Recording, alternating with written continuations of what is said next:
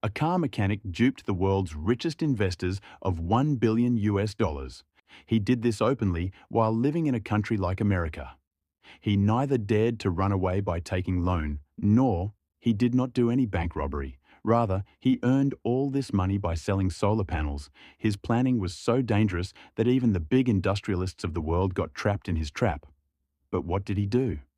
Who was that person who even investors like Buffett could not do?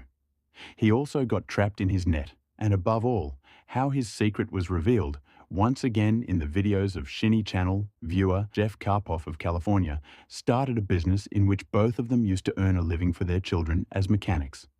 But after some time, his business came to a halt, and it became difficult for him to feed his children.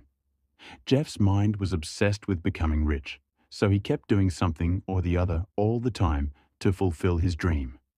Failure was always his fate. When his financial condition became very bad, he started selling drugs so that he could feed his children. Slowly, he started getting into debt. It became difficult for him to pay the house rent and other bills, and by selling drugs, he started earning money. Doing all this did not seem like a good option to him, so he started trying to find a job. Finally, he got a job as a solar panel salesman. He used to hold meetings with people all day to sell solar panels, and because of this, he started loving people. After getting the opportunity to know the feedback, after some time, he is interested in buying real-life panels, but he is afraid that his solar panels may get stolen. Jeff Carpoff could make a lot of money by eliminating this fear, because now he has a solid idea. He had got the information and thought, why not do something that can keep people's solar panels safe if these panels are fixed on a truck or trailer, and after using them for the whole day, those trucks can be taken to a safe place at night. If this is done properly, then it can be a good option. Then a lot of planning is required. It was good, but there was one problem that Jeff Carpoff did not have the technical knowledge to make this plan successful. So he contacted his brother-in-law, who was a mechanic, and after some hard work, both of them made a mobile solar generator. It was a single mill mounted on a frame with tires attached underneath, and solar panels were fixed on top of this frame. After using the solar panels, they could be locked again and taken to a safe place. The second option was portable diesel. Generators were also available in the market. The market for portable generators was $3 billion. How to compete in this market, or how to convert people from diesel generators to solar generators? Neither Jeff nor his brother-in-law had any idea, but luck was on their side. A customer named Watson used to come to their car repair shop, who was himself a software professional when he came to know about Jeff's invention. So he offered them to form a company. The name of the company was DC Solar was set up, and Watson and his team also joined it, who started handling the marketing department. Instead of targeting the general public at first, they thought of doing something bigger. They first targeted Hollywood, because at that time, diesel generators were not used on movie sets. Were used which produced a lot of noise, and in this condition, the mobile solar generators of DC Solar Company could be a good option. Their plan was getting successful, and their solar panels started being used on the sets of many big films. In 2009, the famous American the actor and film producer started sharing pictures of these solar panels with his businessmen and started building his own network. He never left a public gathering without talking about his company, and soon Jeff met the world-famous law firm Nixon Peabody. Meanwhile, the American Congress passed a law that tripled the tax credit on the value of investment, which meant that any business that buys solar panels for itself would be refunded 30% of the money. If any company buys solar panels, these companies will pay 30% of the investment made to buy the technology to the government. There was double profit for them. With the solar panel, they could save the cost of electricity and also get 30% subsidy from the government. Along with this exciting offer from the government, Jeff's company DC Solar also brought a new package in the market in which it was said that now any company can buy solar panels from them by paying an advance of just 30%, and the remaining amount of 70% can be paid in installments. DC Solar's offer was so tempting that no one could refuse it, People could install mobile solar panels without spending any money, and the remaining amount he had to pay DC Solar in installments, which he could easily pay by saving on electricity bills. This was a win-win situation. Due to this, DC Solar's network started growing rapidly. In 2011, Jeff was present in the stadium to watch a baseball match, when suddenly he got a message that the famous paint company Sherwin-Williams has ordered 192 mobile solar generators. This was Jeff's biggest order, worth $29 million. Apart from this, an American bank was working on tax reduction and job creation. Jeff prepared fake documents and used fake statistics to convince American Bank that the demand for solar generators was increasing, so that he could make American Bank a convincing bank to become DC Solar's first financial partner.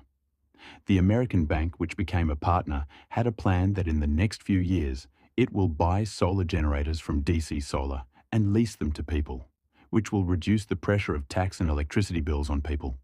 Till then, everything was going well, and there was nothing wrong in it. The solar generators that were installed on the movie sets started having problems, and they would stop working frequently. And this was bound to happen because Jeff and his brother-in-law had built them without any knowledge and were surprised. The thing is that often information. For this, he started taking paint from Sherwin-Williams Company, and the preparation of the panels was also going on. But due to the slow speed, only the first row of panels were ready, and the deadline had passed. To cheat, the previous panels were fixed only with the help of nuts and bolts. When people started not getting their orders on time, no company could start supplying these generators. DC Solar was not ready to take it on lease for 10 years, and without a long-term lease, DC Solar could not pay returns and lease payments to its old investors. But Jeff and his team made another plan. They secretly made a new scheme. He made a plan that the lease payments of new buyers will be used to give returns to old investors. And apart from this, he was also taking millions of dollars in the form of tax credits from the government treasury by declaring himself as a solar company. By using fake documents and tax money of American people, now it was the turn to make this scheme practical. For this, Jeff was looking for new investors so that money could be taken from the new investors and given to the old ones. He used to show fake data to every investor to show that the generator was very high. Sales are happening in large numbers, and for this work, he sends generators from one place to another without any reason, so that investors feel that the demand for generators is very high, and some delivery or the other is happening all the time. In this way, investors make this work profitable. By doing such acts, Jeff also cheated the shell company and swindled $76 million from them.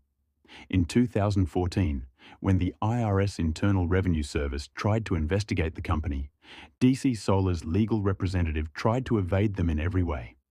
This convinced the IRS and saved DC Solar. The whole company had become a scammer to convince the investors. In reality, the generators were not being sold, and the company was not receiving cash from the public, but it continuously took money from investors. We're Going to Jeff was looking for more big investors. He was lucky that Valley National Bank wanted to buy solar equipment worth $7.6 million, and they had asked for a list of companies that provide solar generators on lease or rent. DC Solar Company was in that list. There was also the name of about whom it was written that he rents out generator on his 80, while in reality, this number was only 5. Valley National Bank also became a victim of this fraud. Similarly, Jeff Carpoff Insurance Company also fell into his trap. This company is a branch of Berkshire Hathaway, whose owner Warren Buffett is counted among the richest people in the world. But here the question arises that how did such a big company get cheated? For this also Jeff used great cleverness. He bribed an employee of T-Mobile, a big American telecommunication company, to sign a fake document which said that T-Mobile would buy 1,000 generators from DC Solar for the next 10 years. It is taking power on lease, and when you have companies like T-Mobile in your portfolio, it becomes easier for other companies to trust it. Geico also signed a 3-year agreement in which 8,000 generators were to be purchased, and its cost was $1.2 billion. Initially, Geico also benefited from the deal as he was saving taxes of 30%, $377 million.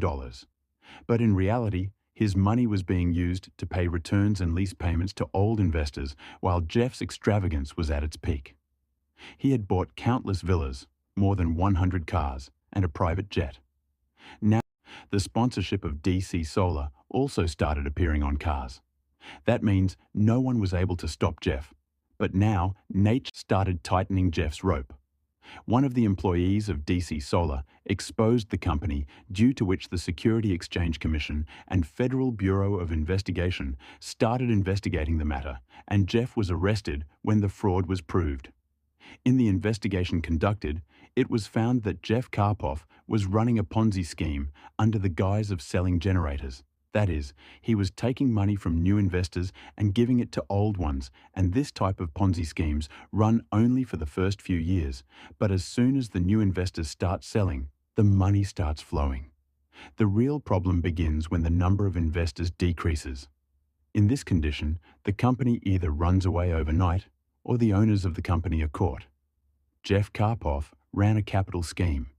He had made a total of 177,000 solar generators, but only on paper. Fake GPS trackers were shown to show that, look, so many of our solar generators are running in the market. While investigation revealed that those GPS trackers were actually not on the generators, but were buried in the ground at different locations. 9th November, 2021. Jeff Carpoff was sent to jail for this. Along with this, his wife and 5 other people were also sentenced for being involved in the same scheme. Hope you all will like and share this video of Shinny Channel. Give your reaction in the comment box about this video. See you in the next great video.